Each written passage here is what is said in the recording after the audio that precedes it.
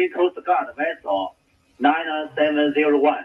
This is China Coast Guard vessel 3304, patrolling in the sea area under the jurisdiction of People's Republic of China in accordance with the law. The so-called award for South China Sea arbitration is illegal and invalid. China neither accepts nor recognizes. Over. To China Coast Guard Vessel 3304, this is Philippine Coast Guard Vessel BRP Teresa Magbanwa MRRB 9701. In accordance with the Republic Act 12064, the Philippine Maritime Zones Act, the United Nations Convention of the Law of the Sea to which you are a party, and the 2016 Arbitral Award, we are conducting maritime law enforcement operation. You are advised that you are currently sailing within the Philippine Exclusive Economic Zone, approximately 102 nautical miles southwest of Capones Point, Zambales, Philippines. You do not possess any legal authority to patrol within the Philippine Exclusive Economic Zone. You are directed to depart immediately and notify us of your intention. Your illegal activity will be reported to higher authorities. Over. Welcome to the February 9th edition of Expat News. Hi, I'm Eric with the Island Expats channel. In this video, I bring you the latest highlights for expats and vloggers in the Philippines. Please keep in mind, though, that Expat News is a video compilation of the most relevant content for news, events, and interesting stories for the expat community. So you can get all of your highlights in one place and at one time. Be sure to check the description below for a complete list of content for this week's episode, with timestamps to show you the different segments that you'd like to go back and visit and where to find them. So here's the stories we'll be covering for this episode, so you know what to expect up front. First of all, in the highlights, you saw at the beginning of this video where the Coast Guard from China was threatening the Coast Guard from the Philippines, as China continues to be the aggressor in international waters. The Philippine Coast Guard let China know they were within the Philippine Exclusive Economic Zone. In other words, you're in our backyard, in our territory. And by the way, your activities will be reported to higher authorities. Higher authorities, I think, means Marcos. I find this interesting, that on each side they're quoting their legal right and legal language for these particular waters. But China is certainly the aggressor here. I'm hoping that with Trump in office, maybe China will be a little bit more cautious than they were before. We'll see. The next story is about Chinese spies marrying Filipinas, just to fit in as normal life and nobody notice. Then after that, I'm going to cover a story about a Boston man who was approached and shot by someone wearing a helmet and mask shortly after withdrawing money from an ATM in Mindanao. The New York Post had a lot of the details wrong on this story. So if that's where you saw it, be sure to watch this version because it's based on the actual police interview after the event. The next story I'm going to talk about is the effect of AI and what we need to consider possibly how it's going to impact the Philippines very shortly. After that, we'll talk about an arrest that was made in Cebu for two guys selling and transporting protective wildlife after advertising endangered species for sale. I mean, who does that? President Ferdinand Marcos Jr. stated that Philippines will remove a U.S. missile system from its territory if China stops its, quote, aggression and coercive behavior, end quote. In the South China Sea, the U.S. deployed the Typhoon missile system in the northern Philippines in 2024 for joint military exercises, angering China, which accused Manila of escalating tensions. President Marcos challenged China to stop claiming Philippines territories, harassing fishermen, ramming boats, and using water cannons and lasers against Filipino vessels. If these actions cease, he said, the missile system would be returned to the U.S. Whoa. The Philippines and the U.S. have a mutual defense pact, and ongoing clashes in the South China Sea have raised concerns about potential military conflict with China. Meanwhile, the Philippine military is continuing its training on a Typhoon system in preparation for future joint exercises with the U.S. A very, very tricky situation. You got the Philippines in the middle of this basically feud of China being aggressive as always. They got drones in there. They got spies in there, allegedly. And then the Bureau of Immigration Philippines claimed that suspected Chinese spies entered into a marriage with Filipinas to mask their espionage activities in the country. Some of them have been here since 2002, over 20 years, and just being part of the community. Let's get into the story about this Boston man. Ralph Meneke, 56 years old, was on vacation with his partner when he was approached and then fatally shot by someone wearing a helmet and some type of cloth or mask after withdrawing money from an ATM in the town of Trento on Mindanao. The New York Post originally posted this story and had many of the details wrong, claiming the incident happened actually at the ATM, which is not correct.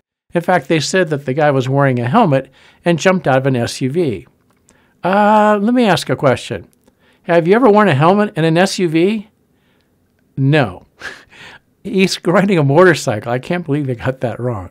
So here's the actual story, according to an interview with police with Tornia, the partner. And basically he says they were about to check in at a place called the Hillsview Inn and Inland Resort when the incident occurred actually in the parking lot, not at the ATM. Upon their arrival, while Meneke was retrieving their belongings from the back of their car, the suspect suddenly appeared and shot him with a 12-gauge shotgun before grabbing Tornia's bag, which contained the withdrawal of $800 cash from the ATM. The suspect then fled the scene on a motorcycle, thus the helmet. Tornia was quoted as saying, "When we parked, we assumed someone from the hotel would come out and assist us, like in most hotels. My partner, who was the driver, got out first to handle our bags. As I was opening my door, I saw a man standing nearby. In fact, he greeted me with a 'Good evening, sir.' But then I was startled because he was wearing a mask or a piece of cloth covering his face. Tornia, sensing the danger, immediately warned his partner to stop. Tornia thought that Meneke, who's known for his friendliness saying hello to everybody, may have mistaken the suspect for maybe a hotel staff or possibly security personnel. Tornia then said next, "Suddenly, there was a gunshot. I closed my eyes and I crouched down in shock. I couldn't feel anything. I was numb. When I was on the ground, I felt someone pulling my bag. Within seconds, I saw a motorcycle speeding away." Tornia said the suspect's face was covered by a cloth and not a typical, what they call bonnet in the Philippines. We would call it a clava or polar clava, where it covers your entire face and just has like an oval for your eyes. Often you see that in the Philippines to get protection from the sun. Well, Tornia confirmed that only one shot was fired, and it hit Meneke right in the liver area. Meneke was rushed to the hospital, where unfortunately he was pronounced dead. Once again, folks, overall, the Philippines is a safe place, but you do have to be aware of your surroundings and make sure that you know what's going on around you, and to be careful anytime you're dealing with cash, because there are those that are poor and in need, and they may think twice about it if they see an opportunity. Let me go on with the AI story I want to talk about.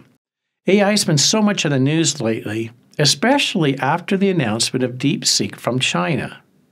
You know, I've been kind of watching some of that because it's widely thought that the AI chips, which are a very advanced chip and require a lot of processing power, speed, they come from NVIDIA. And after this DeepSeek was announced on Wall Street this week as a cheaper alternative to like ChatGPT, the question came up, well, where did the chips come from? And now there's an investigation because someone from China smuggled them out of the U.S. in order to build this DeepSeek system. I think with DeepSeek coming from China, there's a lot of risks and challenges that are going to go along with it. It's not just a competitor to ChatGPT, maybe a malicious one. I've been thinking about how AI is going to affect the Philippines, as I think it's going to impact all of us. But for now, I think one of the main industries that will be affected in the Philippines will be the BPO industry, which is the business processing industry most of us call call centers. Companies from all around the world utilize the English-speaking Filipinos to handle customer service, data entry, accounting, repetitive tasks, and many other things. But what if many of these tasks can be replaced with AI? Let me give you an example. When I come up with these expat news each week, I try to put into the title some of the main stories that will get your interest. So that way you know what to expect in each video. So like in this video, I'll say something about how AI impacts the Philippines, about spies in the Philippines, etc. So I come up with the title that kind of fits in the 100 characters or so that we're allowed to have for a title for YouTube. But then what I do next is, once I've written that, I actually copy and paste it in ChatGPT. And then I say, for my audience, which is typically a Western male between 40 and 70 years old, can you give me 10 different titles that may be more relevant than the one I've written? And make it so that they would click on it and find it interesting. And within seconds, I get 10 more titles for this particular video. I then do it one more time. So given the 10 titles above, can you give me 10 more? The idea is that it generates maybe more interesting titles I can think of myself. Sometimes I use them, often I do, or I just modify what I have to slightly use some of the verbiage. Anyway, AI is changing all of our lives, some for the good, and some that we got to be careful from an ethics standpoint for the future.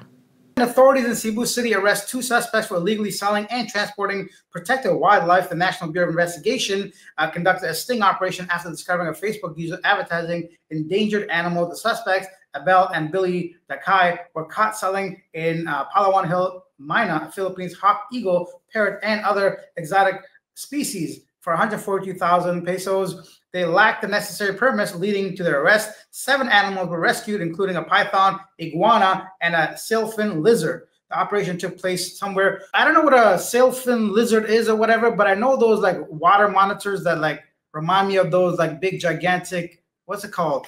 They look like dragons, the Komodo dragons, right? They got in Indonesia. The first time I saw one of those was right after an accident I had from the back of a motorcycle, and I went to the bridge to just like regroup for a second. And I had my, like, I looked down and there was this giant, like, lizard dragon thing coming, like, near my feet, man. Like, what's going on? I thought God was just trying to kill me that day. But long story short, those things look crazy, especially in Bangkok and those parks. If you guys have been to Thailand, you know what I'm talking about. They're creepy looking. If you've never seen one, they look like giant lizards. They look like alligator crocodiles. And if you're someone that comes in from the city, never see something like that, it's definitely an experience. But going back to the story, whenever there's money to be made, of course, there's going to be people trying to exploit that. And these animals, like, you got to feel for them being, like, captured and put in cages, like, completely away from the environment, and who knows where they're going to go. Now it's time for the video of the week.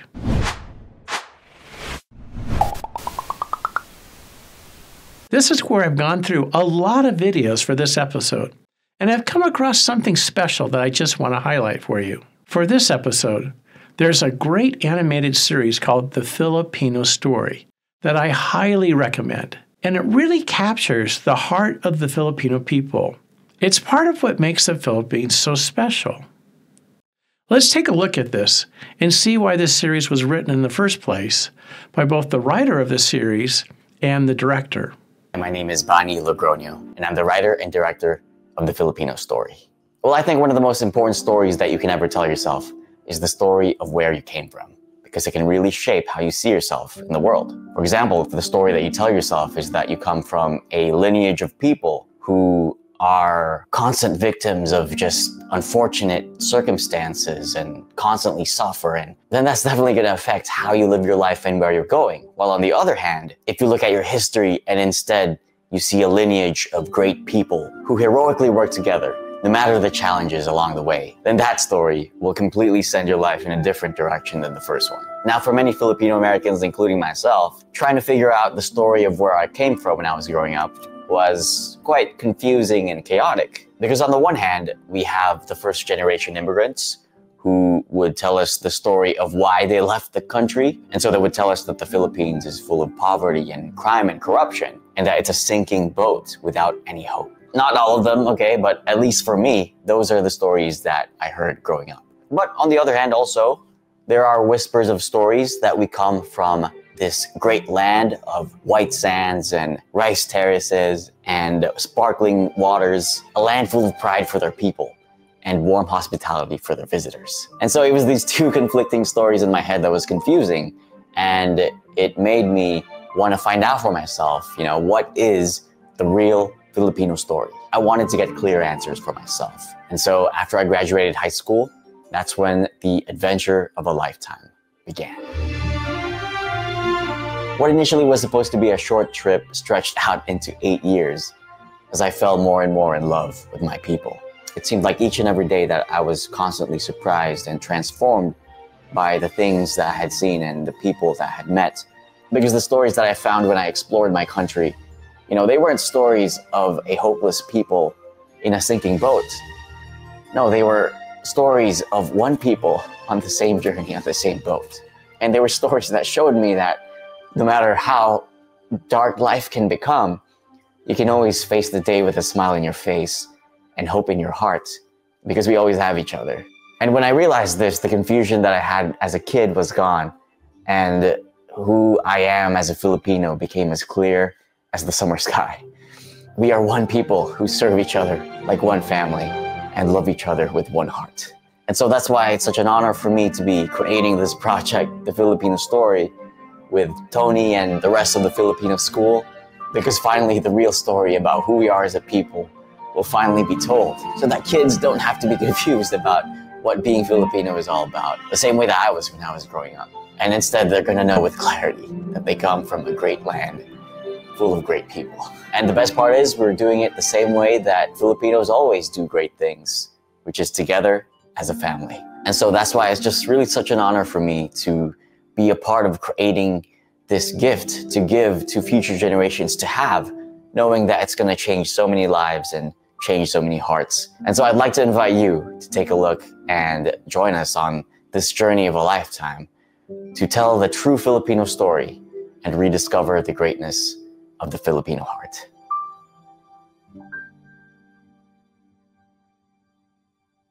Now let's hear from a respected psychologist that recently retired from one of the universities in the Philippines, as she covers the difference between Filipino and Western psychology and how we view ourselves as individuals in society.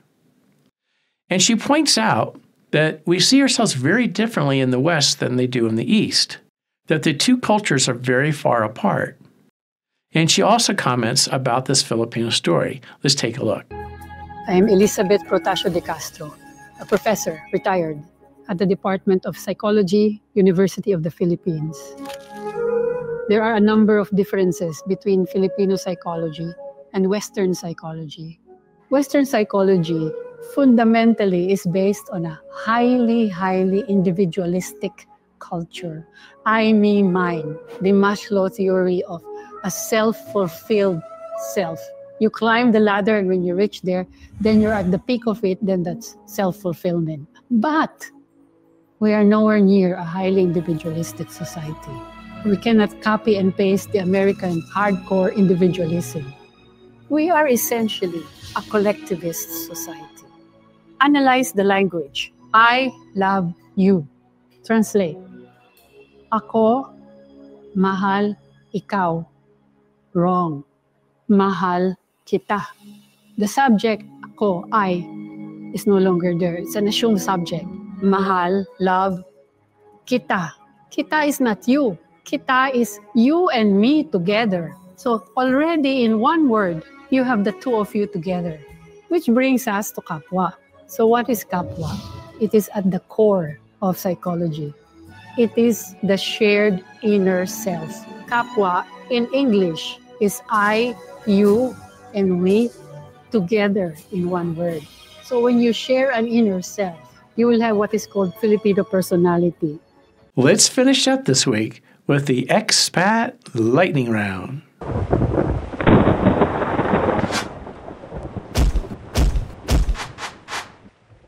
The Lightning Round is where I give you some quick highlights from expat vloggers that I thought you would find either funny and entertaining or just interesting to watch. So let's take a look. Well, wagwan, my youth. Chill. You know what's funny? That's not even my ringtone, bro. What is happening? That's just a random song on YouTube. Anyhow, this is getting weird. This is about the news stories, not about me.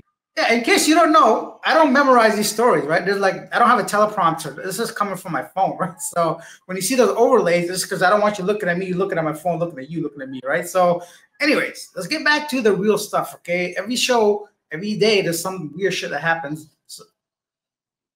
So I'm hoping a bird just flew into the window, man. What is going on today? So I'm hoping. I lost my train of thought. I'm just going to go straight to the next story. Buddy, there's a band playing, there's dogs barking, there's somebody using a loudspeaker, birds flying into the window. Oh, what's going on today, man? I don't know. All right, that's it for this week. I hope you guys enjoyed this episode and look forward to the next, as there's always something interesting going on with the expat community in the Philippines. Thanks for watching, and be sure to check out other videos on this Island Expats channel. Take care, and we'll see you next time.